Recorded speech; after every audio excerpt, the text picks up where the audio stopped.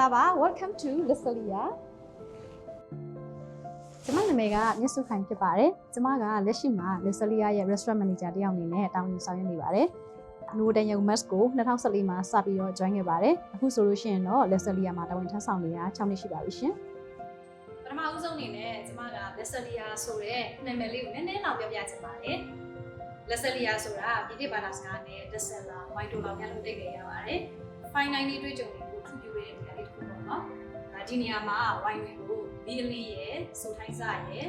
အခုကျကိုထိညှိပြီးတော့ဝိုင်းတွေကိုလောက်တဲ့နေရာလေးဖြစ်ပါတယ်။ကျမရဲ့အဓိကထားလို့ဆောင်ရတဲ့အတောင်းအတတစ်ခုကတော့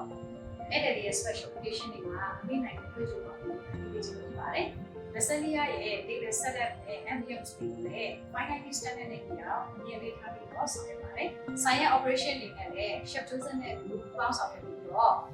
service team ရဲ့ kitchen team ရဲ့ကြားထဲမှာကိုယ့်ကိုယ်ပေါင်းစီပြီးရေးထားပြီးတော့ဆောင်ရွက်နေပါတယ်။ Lesalia မှာအဲ့ဒီအတွက်ကို dining experience ကိုဘယ်လိုထူးခြားစေဖို့ promotion လေးတွေလုပ်ရပါတယ်။အမှားဆုံးခုအနေနဲ့ every week တွေမှာ discount lunch ကိုပြုလုပ်ပေးထားပါတယ်။ weekend မှာတော့ Bonaparte fine dining lunch ကိုပြုလုပ်ထားပါတယ်။ Bonaparte fine dining dinner ကိုတော့တစ်လမှတစ်ချိန်ပြုလုပ်ထားပါတယ်။နောက်ပြီးတော့လည်း Lesalia မှာ anniversary package လေးလည်းရပါတယ်။သူကတော့ lunch ကိုတင်တာတော့ရရှိနိုင်ပါတယ်။ promotion တွေမဟုတ်ဘဲနဲ့ကျမတို့ရဲ့ ala carte menu လေးကိုလည်းလာရောက်ဆောင်ရွက်ရပါတယ်။ထူးခြားတဲ့အစီအစဉ်တစ်ခုအနေနဲ့တော့လာမယ့်မေ15ရက်နေ့မှာ